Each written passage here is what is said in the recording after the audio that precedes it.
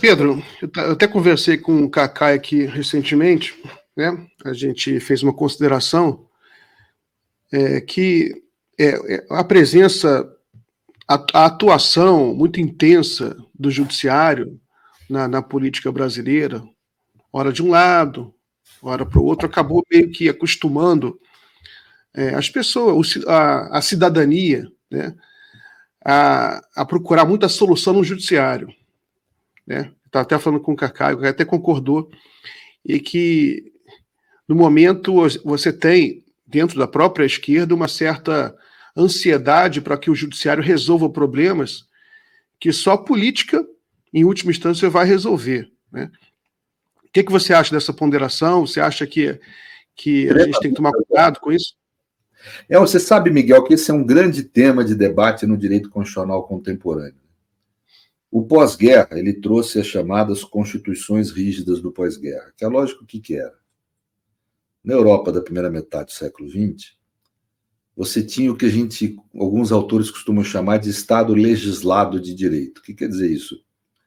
Um tipo de modelo jurídico de Estado em que as normas constitucionais estão no mesmo patamar hierárquico das normas ordinárias, das normas comuns. Então, cabe ao legislativo mudar livremente direitos, etc., a hora que quiser. Ou seja, a decisão política era livre. Havia, portanto, uma forte presença majoritária na questão dos direitos. Isso se deu por um momento histórico. O começo do século XX é quando se afirma a democracia universal. A democracia criada pelas revoluções, francesa, americana e inglesa, são democracias literalmente burguesas mesmo, porque quem era o cidadão pleno era o homem branco dotado de patrimônio ou renda. Mulheres só podiam exercer seus direitos através dos maridos, não podiam votar. Trabalhadores também não, analfabetos também não. Os negros, nem seres humanos plenos eram considerados. Nos Estados Unidos, você tinha muitos estados considerando o negro 3/4 humano. Aqui no Brasil, na época do escravismo, o negro era considerado um semovente, que é que nem gado. Né? Ou seja, uma democracia de poucos mesmo. No século XX, isso muda. Começa com 1848, as Jornadas de Junho de Paris, onde os trabalhadores se afirmam como agentes políticos, embora tenham sido massacrados por Louis Bonaparte nas suas manifestações, pela polícia de Louis Bonaparte. Mas isso vem gerar, décadas depois da Comuna de Paris, etc., o direito a voto, e com o direito a voto dos trabalhadores, eles passam a adquirir direitos materiais, passam a ter mais poder. A mesma coisa as mulheres, os sufragistas e os negros e etc. Então, era um momento de um certo encantamento com a democracia universal.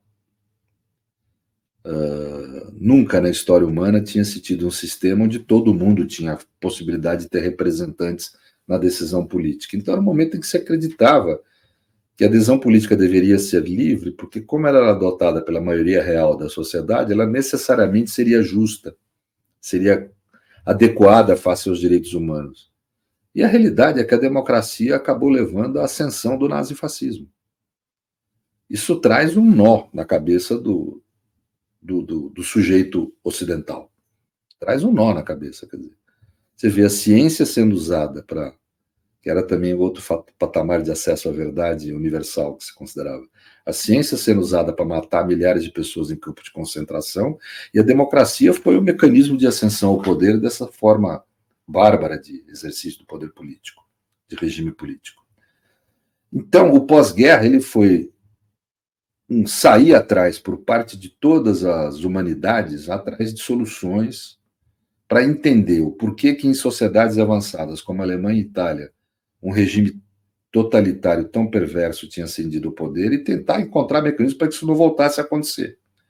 No campo do direito, a maior resposta foram as condições rígidas do pós-guerra, ou seja, limites à adesão política. A adesão política ela não pode ser livre ao ponto de se contrariar direitos de liberdade e deixar de se executar direitos sociais mínimos. Pelo menos isso numa Constituição rígida. Se encontrar outras normas que podem constar de uma Constituição rígida. O que é Constituição rígida? Uma Constituição que é hierarquicamente superior às leis.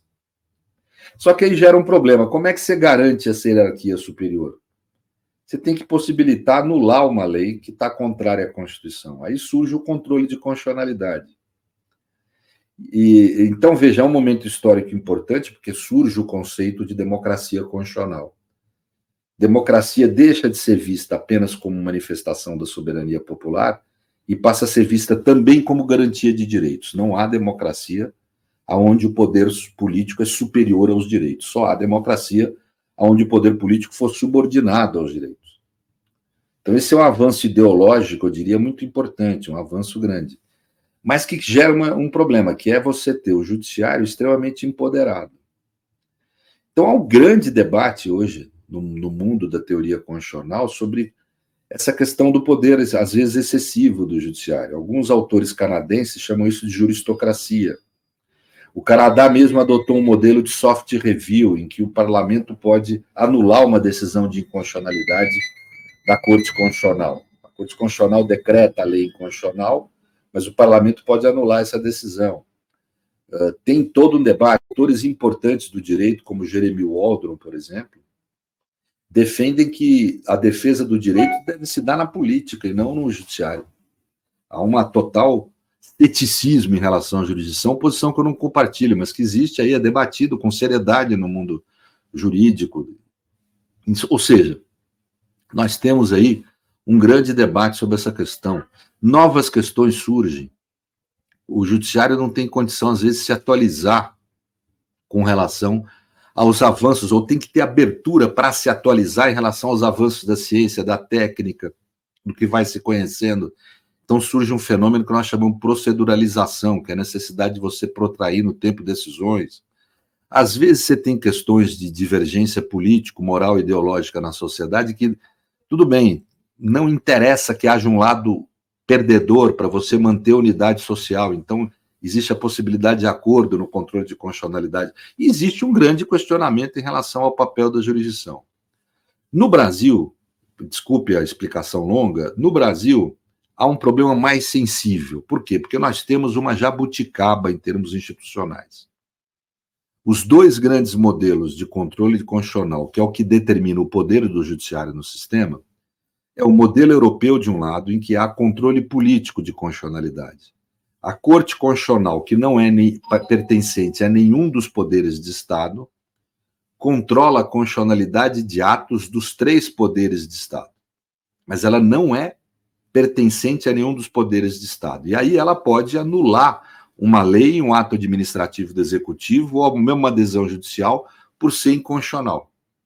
E ela faz isso em abstrato, por isso que chama controle político. Não há necessidade de haver um caso concreto. O cidadão vai lá e provoca a ação da Suprema Corte. Da Corte Constitucional. No judiciário americano é o sistema do Judicial Review. Num caso concreto, Miguel contra Pedro, a Suprema Corte declara uma lei como inconstitucional, não anula a lei, mas como há um sistema de precedentes, acaba aquilo vinculando os tribunais inferiores e a lei é considerada inconstitucional de forma universal, embora não possa anular. Um poder não pode anular ato do outro poder. Nós aqui resolvemos fazer um mix. Nós fizemos um mix na estrutura de Estado e fizemos um mix no regime político. O mix na estrutura de Estado é que cabe ao judiciário realizar o controle político de constitucionalidade. Portanto, o judiciário pode anular ato dos outros poderes em abstratos. Isso não existe em outro lugar do mundo. Aliás, somos o único país do mundo em que um ministro isolado pode determinar a suspensão de efeitos de uma lei. Uma lei, ou até de uma emenda constitucional, aprovada por 3/5 do parlamento. Não há outro lugar do mundo em que se possa fazer isso. O judiciário tenha tanto poder. Né? Então, o que nós temos no Brasil é uma disfunção que vem da Constituição. Temos um outro problema também, que esse mesma salada, esse mesmo mix, nós quisemos fazer no regime político. Nós não somos nem um presidencialismo puro, nem um parlamentarismo puro. Nós temos, por exemplo, lei de diretrizes orçamentárias, que é algo típico do regime parlamentarista. Ou seja, nós não fizemos, nós quisemos criar coisas através de misturar modelos em vez de optar por um modelo. Isso criou disfunções. O nosso judiciário, o problema que nós temos da intervenção do judiciário na soberania popular, ele é mais sensível que em outros países. E é um problema mundial isso. Já é um problema mundial. Mas hoje nós temos um problema até mais sensível que os outros países. Então, veja que nós temos, o que você fala é absolutamente correto. Nós temos que repensar a nossa estrutura constitucional para resgatar a figura da soberania popular.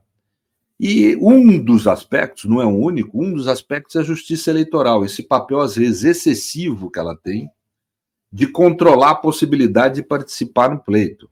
E aqui eu tenho que dizer, eu sei que é antipático, mas, por exemplo, a lei do ficha limpa, né?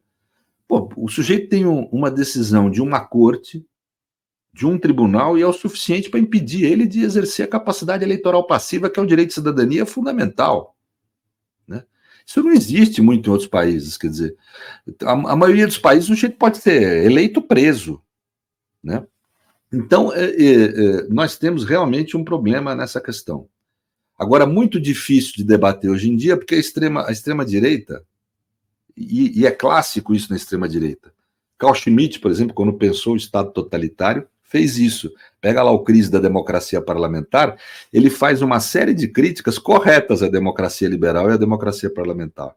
Só que, em vez de fazer essas críticas para melhorar a democracia, ele faz para destruí-la.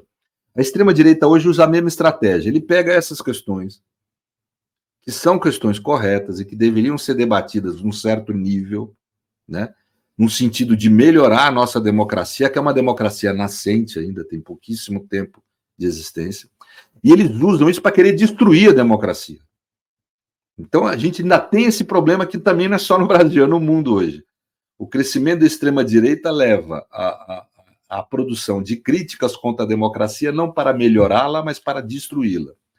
Então, ou seja, nós estamos num momento muito delicado, mas esse tema que você levanta é relevantíssimo. Pedro. Porque... Não, tudo bem. É porque, talvez seja porque a democracia é um regime imperfeito por natureza, com algumas contradições que talvez sejam insolúveis, né? Inclusive a relação do judiciário com o executivo, ou do judiciário com a própria justiça, né? Por exemplo, a questão do STF. Mas eu lembro que quando a gente discutiu o STF, já no tempo lá do Mensalão, Lava Jato, uma crítica que a gente levantava sobre o duplo poder do STF de ser um tribunal penal de última instância e um tribunal constitucional, e que o americano seria apenas constitucional, né? Não tem modelo no mundo assim.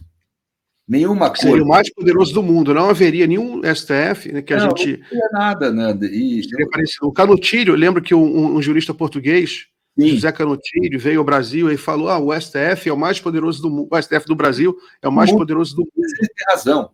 Canutilho é um grande autor de direito constitucional. Os constitucionalistas têm consciência disso. Nós não temos um judiciário, não é só o STF, tem que também ter essa cautela. Nós não temos um sistema de justiça tão poderoso no mundo quanto o Brasil. É que ele nunca exerceu esse poder de forma plena. Tem exercido agora na redemocratização e na democracia brasileira. Né? Começou a exercer. E isso gera disfunções. Né? Nós temos disfunções do sistema. Em algum momento da nossa história, nós vamos ter que parar e rever a nossa estrutura institucional. Não tenho a menor dúvida disso.